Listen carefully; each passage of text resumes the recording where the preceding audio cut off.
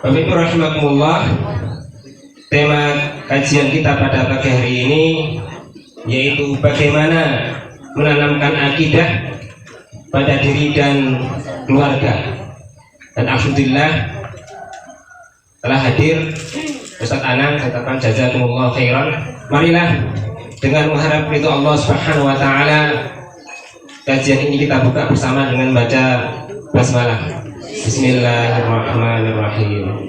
Kepada Ustaz Anang Fathur-Rahman saya persilakan. Di pertemuan sebelumnya sama-sama kita mempelajari tentang keluarga Nabi Ibrahim alaihissalam. Maka di kesempatan ini insya Allah kita lanjutkan keluarga setelahnya. Satu-satunya nama surat dalam Al-Quran yang mencantumkan kata keluarga dari 114 surat dalam Al-Quran hanya apa Bu? Keluarga Imran yang disebutkan, Ali Imran, keluarga Imran. Dalam urutan mushaf diletakkan di urutan yang ketiga.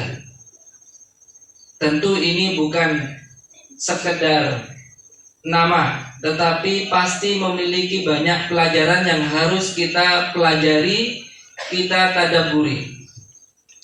Al-Fatihah, Al-Baqarah, Ali Imran, surat yang ketiga, terdiri dari 200 ayat. Tapi menariknya Bapak Ibu, dari 200 ayat itu tak satu pun menceritakan kisah Imran, tetapi disebutkan sebagai keluarga Imran. Yang banyak dikisahkan dalam surah tersebut adalah istri dari Imran, meskipun tidak disebutkan namanya dalam Al-Quran, tapi dalam beberapa riwayat kita bisa mendapatkan informasi bahwa namanya adalah Hannah. Hannah itu Imra'atu Imran ataupun istrinya Imran. Yang kedua yang banyak dikisahkan adalah tentang putri mereka, yaitu Maryam binti Imran. Maryam putrinya Imran. Bagaimana keluarga ini disebutkan oleh Allah menjadi nama surat, surat keluarga Imran. Bahkan nanti Maryam pun juga menjadi nama surat.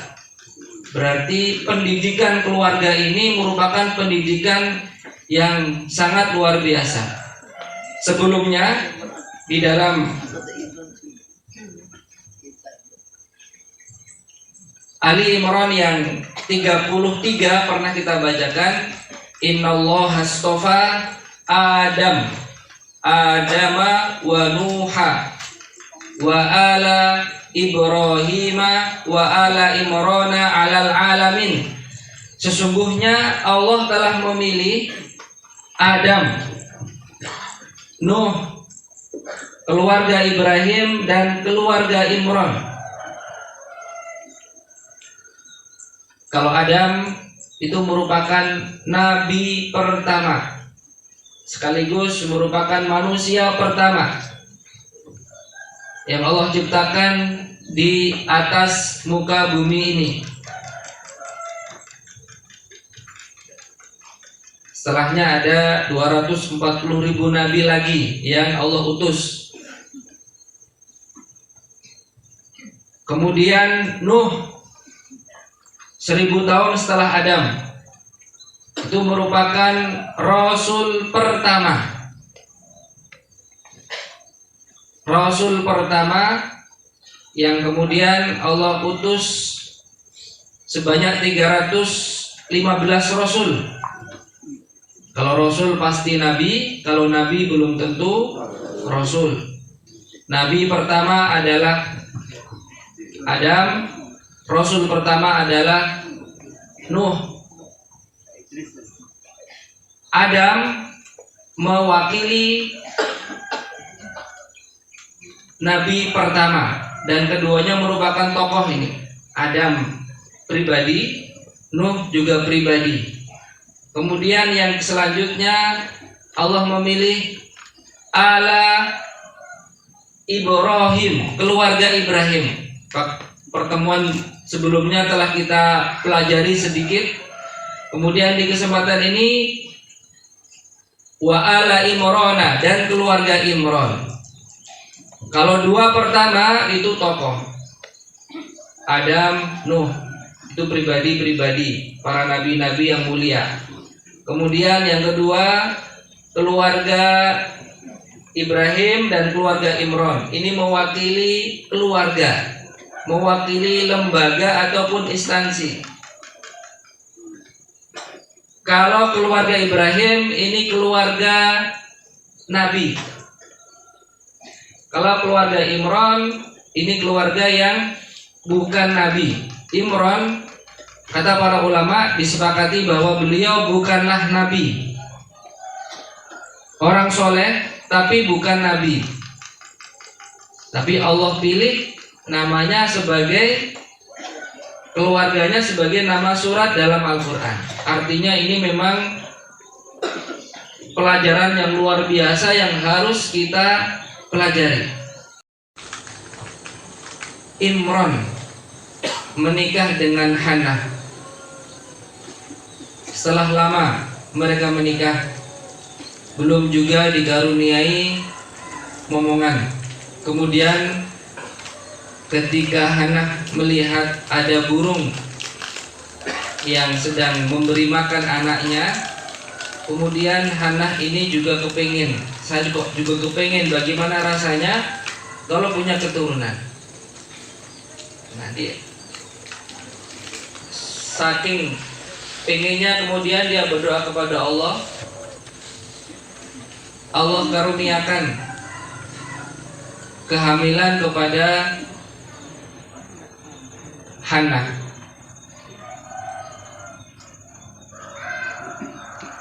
Hidupnya Hannah dan Imron ini memang diniatkan untuk ibadah kepada Allah Subhanahu wa ta'ala. Terbukti Bapak Ibu, ketika disebutkan dalam Al-Quran surah yang ke-35, wa id qalat imra'atu imrana rabbi inni nadartu laka ma fi batni. Hannah berkata kepada Allah, ya Allah, sesungguhnya aku menadarkan bayi yang ada dalam kandunganku ini muharraran, sebagai orang yang mengabdikan diri kepadamu di Baitul Maqdis saat itu. Bernadar, Bu, saking senangnya, saking bahagianya, kemudian bernadar bahwa apa yang ada dalam kandungannya ini nanti akan dijadikan pelayan Allah di Baitul Maqdis. Muharrar, hurrun itu merdeka, maka muharrar itu sebagaimana menyebutkan orang yang dimerdekakan dari urusan duniawi. Memang nanti kalau sudah lahir, dia sudah tidak seperti manusia biasa dalam hal dia diminta untuk bekerja, untuk apa, tidak. Tapi dia sudah muharraron, dibebaskan dari segala pernak-pernik duniawi. Pokoknya dia hanya untuk mengabdikan diri kepada Allah Subhanahu wa ta'ala di Baitul Maqdis. Ini nadartu laka, sesungguhnya aku menadarkan kandungan ini kepadamu ya Allah. Nadar itu ibadah, dan itu wajib untuk ditunaikan. Kalau sudah bernadar maka harus ditunaikan, dan itu menjadi ibadah sendiri. Meskipun disebutkan innama yustakhraju minal bakhil, ya, secara umum nadar itu keluar dari kebakhilan jiwa kita. Kenapa? Ya, pokoknya kalau kita ingin ibadah, ibadah saja. Kalau nadar itu menjadi ibadah kalau sudah ditunaikan. Ya Allah, saya kalau lulus ujian, saya ingin puasa 3 hari misalkan, itu nadar. Maka kalau sudah diucapkan maka harus ditunaikan.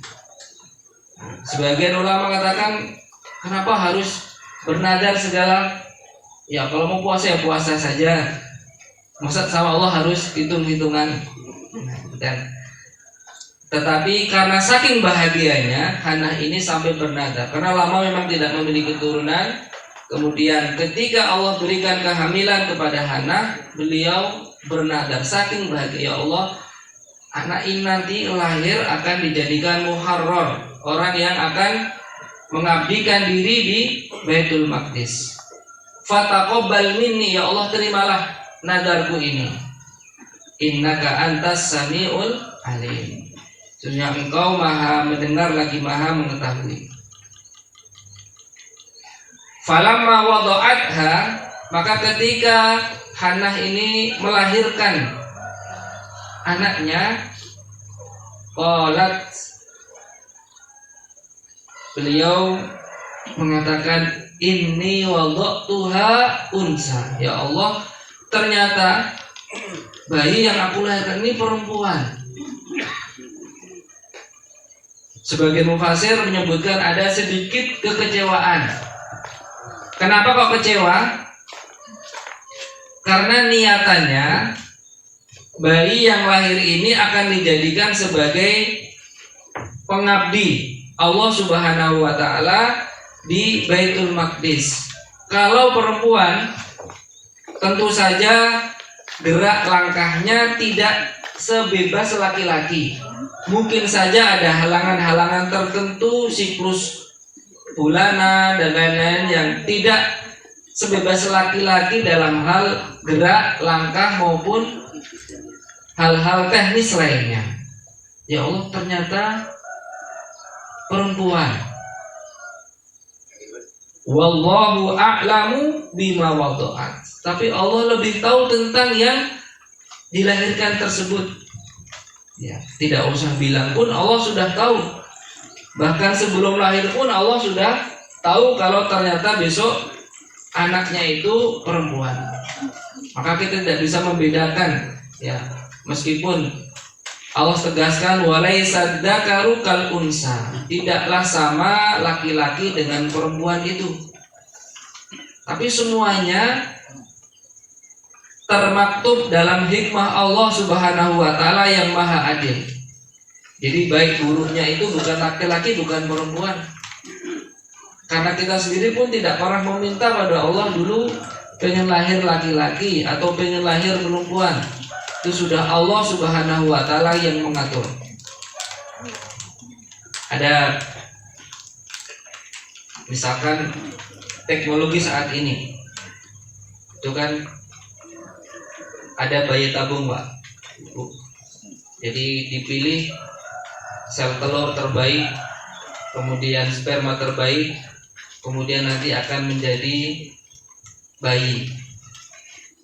Saya pernah tanya, bisa apa enggak teknologi saat ini itu nanti memilih mana yang kira-kira nanti jadi perempuan atau jadi laki-laki? Ternyata tidak bisa. Itu termasuk salah satu rahasia Allah Subhanahu wa Ta'ala. Maka kita terima dengan baik, apapun itu laki-laki perempuan semuanya baik. Kita tidak tahu mana di antara laki-laki atau perempuan anak kita itu yang nanti benar-benar mengangkat martabat kita dunia akhirat. Maka kita belajar dari Hannah yang berprasangka baik pada Allah. Kalau Allah sudah menentukan, pasti itu yang terbaik. Nah, sikapnya adalah penerimaan jiwa. Boleh orang itu kecewa, ternyata tidak sesuai dengan yang dia harapkan pada awalnya. Tapi lisan kita harus mengucapkan perkataan yang baik, sikap kita harus menerima dengan baik, karena ini merupakan takdir, ketentuan dari Allah Subhanahu wa taala. Wa inni samaituha Maryam. Ya Allah, saya memberi nama bayi ini Maryam. Ini pelajaran berikutnya Bapak Ibu. Kepada anak-anak itu harus kita beri nama terbaik. Dalam Islam, nama itu tidak harus bahasa Arab. Boleh bahasa Jawa, boleh bahasa Inggris, boleh bahasa Jepang, boleh bahasa apapun. Hanya yang disebutkan itu kalau tidak, paling tidak dua hal. Satu, namanya baik, artinya baik. Yang kedua, ada tokoh yang kita teladani. Maryam ini bukan bahasa Arab. Kalau bahasa Arabnya Maryam itu Abidatur Rabb atau Amatullah, hamba Allah, seorang wanita yang menjadi hamba Allah. Itu merupakan arti Maryam, karena diambil dari bahasa Ibrani. Ada ketokohan yang kita teladani, seperti Nabi Muhammad memberikan nama salah satu putranya itu Ibrahim, meneladani kakek moyangnya Nabi Ibrahim alaihi salam. Jadi satu, artinya baik. Yang kedua, ada tokoh yang kita teladani. Adapun bahasanya bebas, mau bahasa apapun selama memang tidak buruk. Kalau artinya buruk, Nabi Muhammad sendiri pun mengganti Bapak Ibu. Nah, beliau senang yang baik-baik. Ketika pernah beliau minta tolong diambilkan susu, itu ada yang menawarkan diri, saya Rasulullah, siapa namamu? Namanya Harb, perang. Wah, ini ngambil susu kok malah perang. Jangan, yang lainnya saja. Kemudian akhirnya ada yang bernama Ya'ish. Ya'ish itu artinya hidup. Siapa namanya? Ya'ish. Oke, silakan diambilkan, boleh. Jadi ternyata untuk masalah nama itu penting. Nama itu memiliki doa, harapan. Nama itu doa dalam agama Islam. Maka nama itu merupakan doa terbaik, harapan untuk anak kita. Wa inni samaituha Maryam.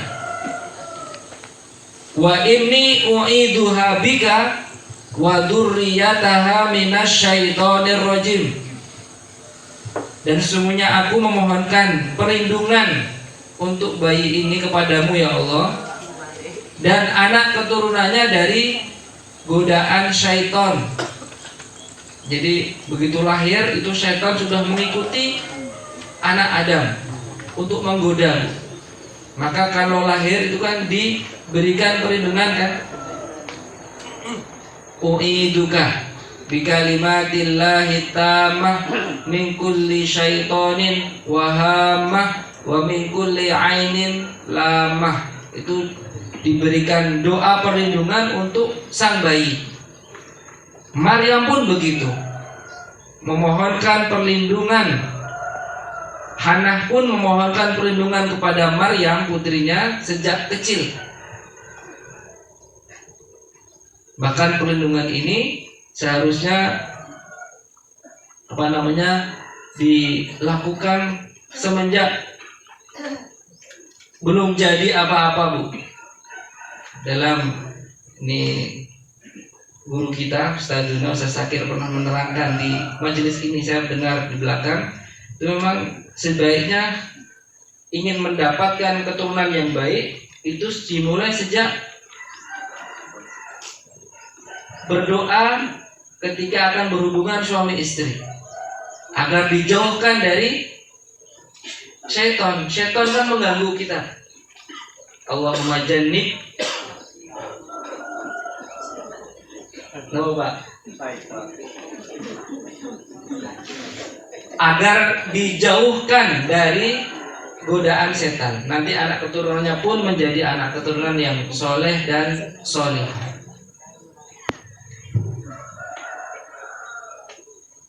Kemudian ketika lahir Bapak Ibu, Maryam ini menjadi bayi yang nanti siapa yang akan merawat. Ini pintarnya Hana ketika sang suami sudah tidak ada, Imran sudah meninggal. Nanti yang merawat Maryam ini ternyata diundi.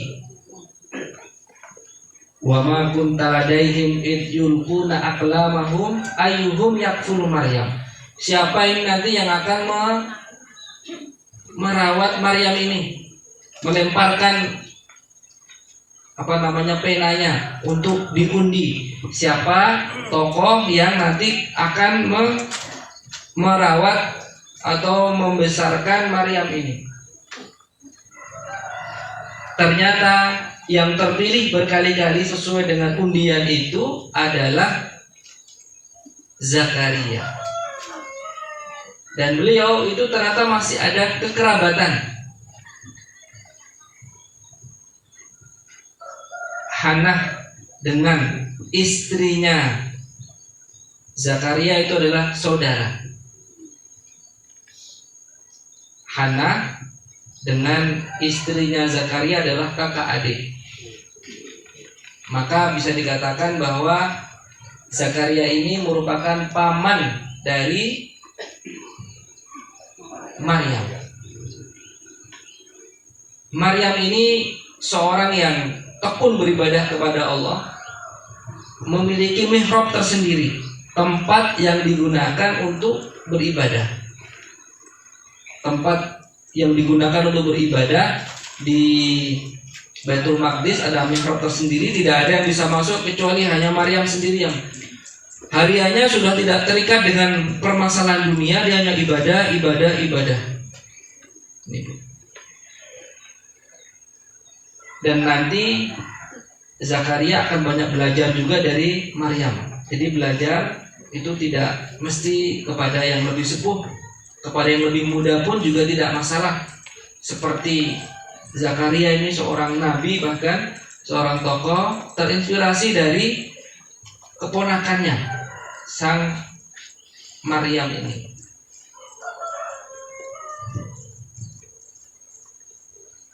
Maka diterima oleh Allah Subhanahu wa taala, kemudian dibesarkan nabatan hasanan dengan pertumbuhan yang baik, wa kaffalaha Zakaria, dan yang mengkafilnya, yang memberikan makan untuk Maryam ini adalah pamannya, yaitu Nabi Zakaria. Kullama dakhala 'alaiha Zakaria al-mihraba. Setiap kali Nabi Zakaria masuk ke mihrab itu, wajada indaha rizqa. Kaget, kok sudah ada rizqa, sudah ada makanan. Padahal ini mihrab tidak ada yang bisa masuk, nggak ada yang bisa mengantarkan paket makanan Bapak Ibu. Tapi kok sudah ada makanan di sana. Maka Zakaria pun bertanya kepada Maryam. Qala ya Maryamu anna laki hadza. Maryam, dari mana engkau mendapatkan semua ini? Kan disebutkan oleh para mufassir, makanannya itu makanan yang memang tidak didapati di musimnya. Kalau musim dingin itu bisa mendapatkan makanan musim panas. Pas musim panas itu bisa mendapatkan buah-buahan di musim dingin. Ada yang mengatakan ini makanan yang Allah turunkan dari surga untuk Maryam ini. Ini orang yang tingkat ibadahnya sangat tinggi, Bu. Dzikirnya kepada Allah sangat kuat. Karena memang sudah lepas dari urusan duniawi dan Maryam ini hanya fokus untuk ibadah. Memang sudah wakafkan untuk Baitul Maqdis. Dan Maryam ini membuat kagum Zakaria, kok bisa dapat dari mana itu? Qalat huwa min indillah, ini semua dari Allah. Innallaha yarzuqu man yasha'u bighairi hisab. Sesungguhnya Allah itu memberikan rezeki kepada yang dikehendaki tanpa batas. Terinspirasilah dari Maryam ini Bapak Ibu. Zakaria pun sebenarnya akhirnya pun berdoa kepada Allah, ya Allah, Rabbi habli minas sholihin, Rabbi habli min ladunka dzurriyyatan thayyibah innaka sami'ud du'a. Minta diberikan dzurriyyah, keturunan yang baik, karena Zakaria ini sampai usia sepuh belum memiliki keturunan. Kalau Allah menghendaki, meskipun tidak mungkin secara hitung-hitungan manusia, bisa jadi, tapi harus dengan keyakinan yang kuat, sekuat mantapnya keyakinan Maryam yang kemudian diikuti oleh Zakaria. Akhirnya terinspirasi betul dari Maryam ini. Rabbi habli min ladunka dzurriyyatan thayyibah innaka sami'ud du'a. Maka sama akhirnya Bapak Ibu, ketika Nabi Zakaria berdiri dalam ibadahnya, Allah hadirkan malaikat yang menyampaikan kabar gembira. Annallaha yubashshiruka bi Yahya. Sesungguhnya Allah memberi kabar gembira kepadamu akan hadirnya Yahya. Jadi ini bukan hanya sekedar diberi bayi, bukan sekedar diberi kehamilan istrinya, tapi sekaligus satu paket dengan namanya. Jadi satu-satunya nabi yang namanya langsung dari langit itu adalah Nabi Yahya. Nabi Yahya itu yang memberi nama langsung Allah. Yubashiruka bi Yahya, dengan lahirnya Yahya. Jadi Yahya itu nama yang Allah pilihkan untuk putra dari Nabi Zakaria. Di akhir kisahnya Bapak Ibu nanti bisa dibaca-baca sendiri. Maryam ini mendapatkan ujian, ya. Ujian atau nikmat Bapak Ibu. Karena ujian, nikmat itu sesuatu yang kadang-kadang persepsi berbeda-beda memahaminya. Satu sisi, di balik ujian itu ada rizki yang Allah sisipkan. Di balik rizki juga ada ujian yang Allah sisipkan. Maka keduanya itu tergantung kita lihat dari sisi mana. Ini ujian atau nikmat? Ini nikmat atau ujian? Tergantung kita melihat penerimaan kita seperti apa. Maka ketika dilihat, Maryam ini wanita yang tidak pernah bersentuhan dengan laki-laki manapun, kok tiba-tiba hamil. Sebelumnya sudah Allah hadirkan malaikat yang memberi kabar gembira itu. A'udzubillahi minka in kunta taqiyya. Kaget Bu. Kenapa Maryam ini ketika di ruangan mihrab sendiri tiba-tiba ada seorang yang sangat tampan, malaikat yang Allah utus dengan wujud yang sangat sempurna sebagai laki-laki. Saking takwanya Maryam ini, beliau berdoa kepada Allah, aku berlindung kepada Allah dari godaanmu. In kunta taqiyya, jika engkau orang yang bertakwa. Dikiranya ini siapa kok orang dengan kesempurnaan laki-laki datang di mihrabnya. Ternyata itu adalah malaikat yang memberikan kabar gembira kepada Maryam kalau Maryam itu nanti akan hamil. Disitulah ujian datang menimpa Maryam. Orang-orang yang murni menggunakan logikanya, wah itu nggak mungkin itu bisa hamil kalau tidak disentuh dengan laki-laki. Wah pasti ini Maryam berzina. Kok bisa engkau berzina sementara orang tuamu orang tua yang soleh dan solihah, keluargamu keluarga orang-orang mulia, kenapa engkau berzina? Nih Bapak Ibu, perbuatan zina itu memang harus diputus, dipangkas. Cara terbaik adalah menjauhkan diri kita dari hal tersebut. Makanya dalam Al-Quran Allah sebutkan larangannya itu wala taqrabuz zina, jangan engkau mendekati zina. Kenapa? Bukan jangan berzina, tapi jangan mendekati zina. Karena seolah-olah ini kita ingin disadarkan bahwa Ibu, dari redaksi itu kita itu nggak akan kuat kalau sudah berhadapan dengan ujian yang besar itu. Makanya langkah terbaik itu jangan mendekat. Kalau mendekat, imannya bisa kalah, Bu. Makanya seperti Maryam ini berlindung kepada Allah. Ketika hamil itu orang-orang menuduh Maryam sebagai pezina, akan diusir. Melahirkannya pun akhirnya sendiri karena terusir dari tempatnya. Maka ketika Maryam telah melahirkan putranya Isa alaihissalam, itu dalam kondisi lemah, habis melahirkan, kondisi sedih, mendapatkan fitnah, ujian yang begitu besar dari masyarakatnya. Maka orang Yahudi itu sampai sekarang itu menuduh Maryam itu sebagai pezina, Isa sebagai anak haram. Sementara orang-orang Nasrani kebalikan, berlebih-lebihan.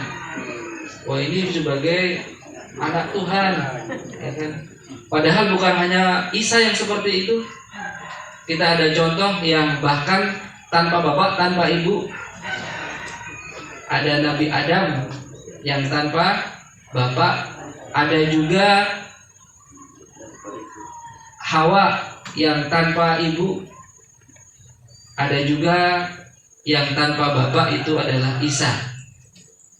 Atau kita semua ini tanpa dengan bapak dan ibu. Jadi permasalahannya pun ada. Yang jelas Maryam melahirkan seorang yang sangat mulia.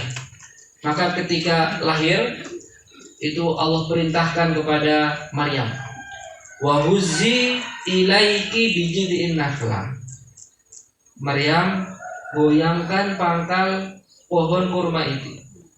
Tusakit alaiki rutoban jaminya. Nanti akan Allah turunkan rutob, kurma segar yang sangat enak. Ini Bapak Ibu, kalau kita bayangkan, apa bisa seorang wanita yang posisinya habis melahirkan, tentu lemes, posisinya sedang sedih, disuruh untuk menggoyangkan pohon kurma. Yang laki-laki kuat saja 10 orang itu menggoyangkan pohon kurma itu enggak bergerak, Bu. Sekuat pohon kelapa. Bahkan disebutkan kurma itu la tasqutu waraquha, pohon yang tidak jatuh daunnya, saking bulatnya itu pohon kurma itu. Kalau nggak dipotong dia nggak jatuh. Tapi ini cuma disuruh menggoyangkan. Ini isyarat bahwa memang dalam kehidupan dunia ini kita disuruh untuk ikhtiar, Bu. Apapun hasilnya itu mutlak karunia Allah. Tugas kita hanya ikhtiar yang terbaik, sesuai dengan maksimal tenaga kita sebisa mungkin menggerakkan pohon itu. tusatit alaiki rutoban janiyah. Nanti akan Allah turunkan rutob yang sangat nikmat. Dan konon rutob ini bagus untuk ibu yang habis melahirkan. Sekaligus ini merupakan bantahan dan penguat Bu, bahwa rutob itu adalah kurma yang hanya tumbuh di musim panas. Biasanya di bulan Ramadan itu banyak rutob kalau di Madinah, karena pas musim panas itu banyak sekali rutob yang tumbuh. Berarti dari informasi ini kita bisa menyimpulkan bahwa Nabi Isa itu dilahirkan di panas atau dingin? Musim panas, karena rutob yang disebutkan. Bukan di sebagian yang menyebutkan di musim salju, ya kan? Rata-rata di bawah pohon cemara yang ada di bawah pohon, ya. Ini sesuai dengan versi Al-Quran. Ya, Al-Quran menyebutkan demikian. Maka ini nanti akan menjadi keluarga yang baik, karena Imran meskipun tidak disebutkan secara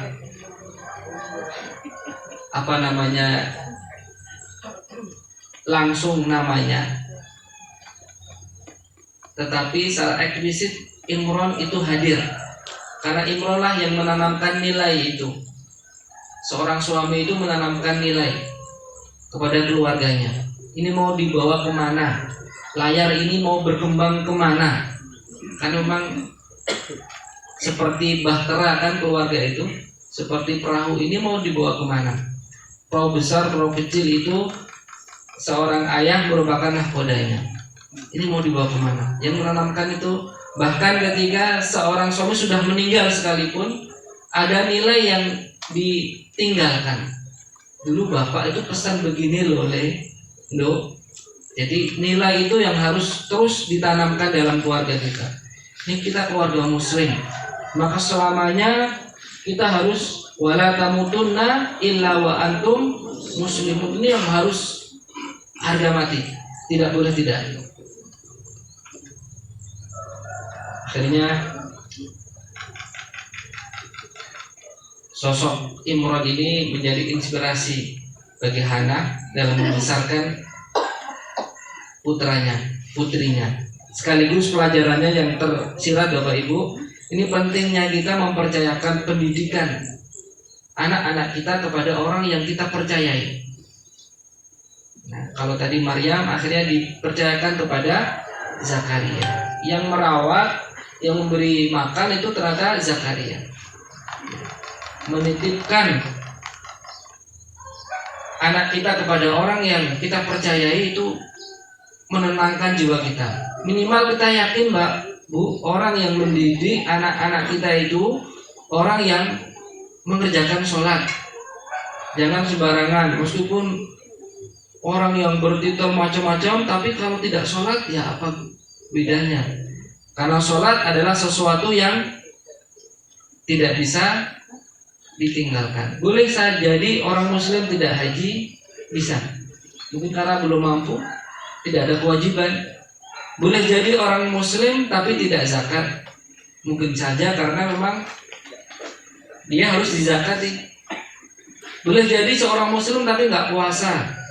Ya mungkin pas sakit atau sudah sepuh maka dia membayar fidyah.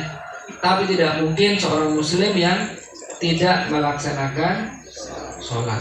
Karena sholat itu kan tiang.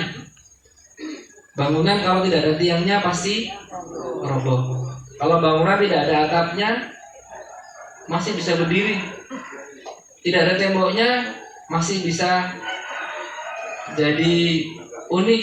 Tapi kalau tidak ada tiangnya tentu pasti akan roboh. Nah ini tiangnya dan pondasinya itu yang paling utama.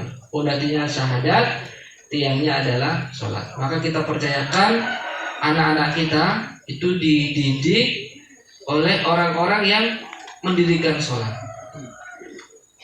Kalau dia sholat, ya insya Allah yang lain-lainnya akan baik juga.